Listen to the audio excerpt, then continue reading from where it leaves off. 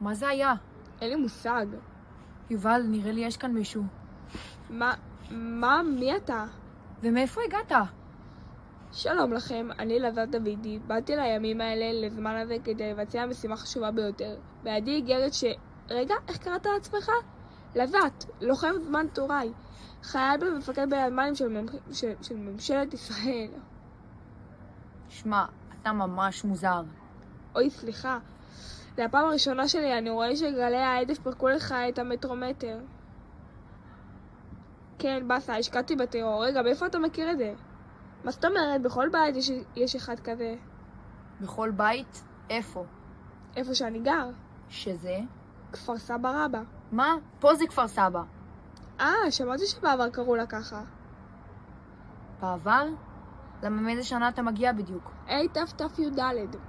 יש לך את זה ביותר מצחיק? שנייה, תת"י"ד זה שנת... זה עוד 30 שנה. מעיין, תקשיבו, הוא נראה לי רציני לגמרי. נו בחייך, בגלל שזה את הערימת גורטאות האלה שלך? וידע איך קוראים לה? בפוקס. אל תתחילי. לא התחלתי, המשכתי. תפסיקו, בבקשה, לאיזה שנה הגעתי? תשפ"ד. מה? לא. נשלחתי לפגוש את התנא החשוב, חוני המעגל. וואו, זאת תהיה ממש בעיה להגיע אליו.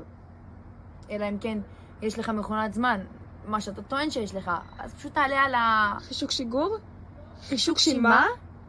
חישוק שיגור, 2-3, הגר, לא מכירים? איך שלא תקרא לזה. ותיסע לחוני המעגל, רבי טרפון, משה רבנו, גוג מלך הבשן, מה שלא תרצה. מעיין, די, תהי נחמדה אליו. את לא רואה שהוא קצת מסוחר? חבר, אתה רוצה אולי כוס מים? מים? אתה רוצה להגיד לי שיש לכם פה מים? ומתי מזכירים גבורות שמיים? רבי אליעזר אומר, מיום טוב הראשון של חג. רבי יהושע אומר, מיום טוב האחרון של חג. אמר לו רבי יהושע, הואיל ואין גשמים, אלא סימן כללה בחג. למה מזכיר? אמר לו רבי אליעזר, אף אני לא אמרתי לשאול אלא להזכיר, משיב הרוח ומוריד הגשם בעונתו. אמר לו, אם כן, לעולם יהיה מזכיר.